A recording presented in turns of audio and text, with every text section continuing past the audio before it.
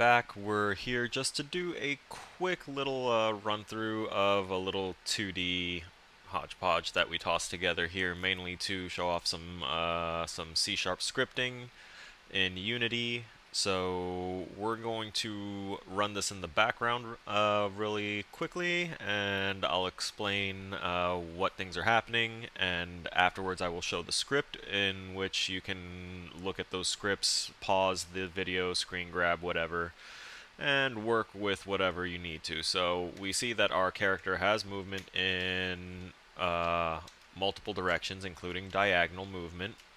We have the ability to fire weapons in 4 directions on a 1 second cooldown. You can hold down the button and it will fire continuously. We have enemies that splat and turn into blood after, which is just great. And if we go out here, we see the enemies are constrained to the walls. The demon enemy moves faster than the regular enemies, and these ghost enemies are programmed to ignore the collision of the visible blue wall that separates the rooms out. But there's another layer of invisible wall around the rest of the map that prevents them from moving out. And here we have a power-up, a shield, where when you grab it, you turn from Ugandan Knuckles to Ugandan Sonic, and there you go. You just run through, you're invulnerable. The enemies and the player are coded so if they interact with one another, collide with one another, they both die. But with the shield, Ugandan Knuckles cannot be destroyed, because he knows the way, so long as he has that shield. It lasts for 10 seconds, and once it's gone, you can go back and renew it. We're going to leave that particular spot because I'm going to go around the other side to get the other power-up, assuming I don't die right now. So, I have all the enemies except for the grunts using randomized movement. The grunts are just moving left to right, so I'm not going to bother showing the script for them because they're just bouncing off of the geometry and going back in the opposite direction, as you can see. So we're going to go ahead and grab our attack power-up, and we can see that it fires 2 distinctly different weapons, so you know which direction you're actually aiming. This is me firing to the right, so it'll fire in the opposite direction of wherever you are initially firing your weapon. Grab that power-up again, since we saw that it ran out, and we see that the timers all work. And once the timers complete their... Hello? Oh. Don't know why that one didn't die immediately, or maybe there were 2 on top of one another, but that's the active live run-through of it. We'll go ahead and close that out. We have the camera parented to the hero because that's what was requested. But as a result of that, it doesn't show the hero having a blood stain when they impact and die, because the camera dies or gets deactivated with the player. So it just does that instead.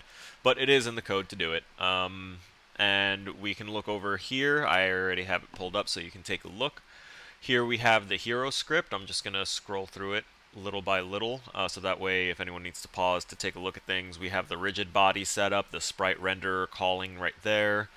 We have the prefabs set up. I'm going to change this wording here to prefabs. And that's where I put in the various things that come out of the player, which includes the sword, the blood, and the axe. We have our power-ups here, which is a couple of bools for whether you have the power-up or not, and then timers for them, and the one that would reset the duration of those timers. On start, we want to make sure that we call the sprite renderer and the rigid body for our hero, and then you go to your update, and that's where you want to toss all of your movement. And when you get down to velocity, you set that up over here. We have our timers running, and for the ones that are the... yeah, there we go. For the timers, the weapon power-up timer and the shield power-up timers, we want them to be conditional if they have the power-up. That's the only time the timer is going to become active and start counting down. And then once the weapon timer is less than or equal to 0, it sets that the bool value of them having that power up to false, and then the weapon timer and the shield timers get reset to the power up duration, which I made those serialized fields, so when you have that selected on your character, you can change your values there if you want to change the numbers up. Moving on to the basic and powered attacks, basically just this whole thing right here. What this does is it checks for your basic attack cooldown timer, and then it instantiates the weapon. This particular line right here with the Quaternion Eulers, that was me figuring out how to rotate the weapons to face a particular rotation. So I did that per direction of each one, and these are conditional statements, because you first have to hit the W key. If you hit the W key, then it wants to check if your cooldown timer's up. If your cooldown timer's up, then it'll run one of these. So if member has weapon up is not equal to true. So basically, if you don't have the power up, you're just going to get this one, which is the sword.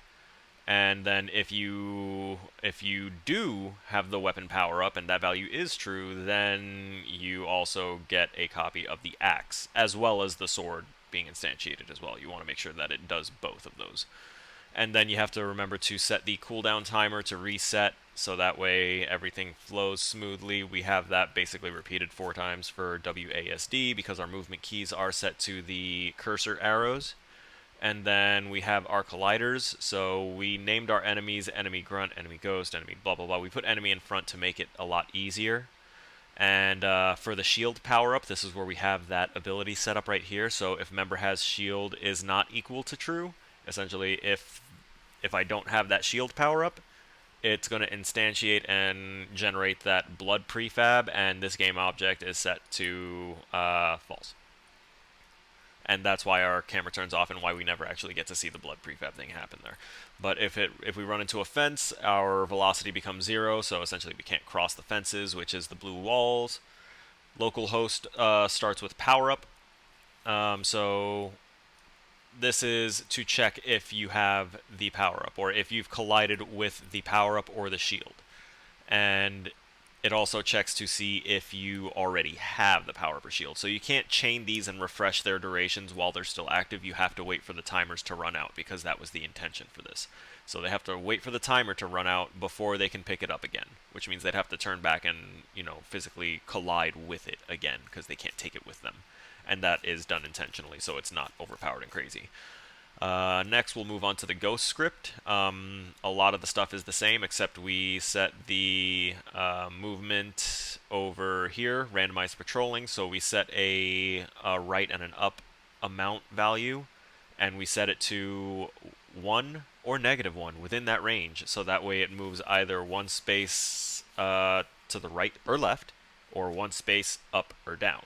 And then couple that with speed for direction, velocity, yada yada yada. All that stuff will come into play and interact and make the ghosts basically erratically move around and not know exactly where they're going because they don't have a specific direction. Okay, so I'm going to mute and trim all that and just assume that it should be working as intended with that. Next, blood script we have over here. It's just telling the blood how long it's supposed to last and then resetting that timer. That is literally all that does, is sets the timer, and then when the timer runs out, it deactivates that game object. And we go over here to the weapon script, which is the script that we have attached to both the axe and the sword. So if local blah blah blah starts with enemy, then it does this. So technically I didn't need to change up the things that I put on the Go scripts, because both the axe and the sword have the weapon script on it. So it is made to automatically interact that way. Whew, I don't need to resubmit. Congratulations. And that pretty much sums it up. If anyone has any questions, please feel free to pose them down at the bottom in the comments section, or feel free to join the Discord. Feel free to catch us live on Twitch, KillerSnow666. You know who I am. All right, have a good one.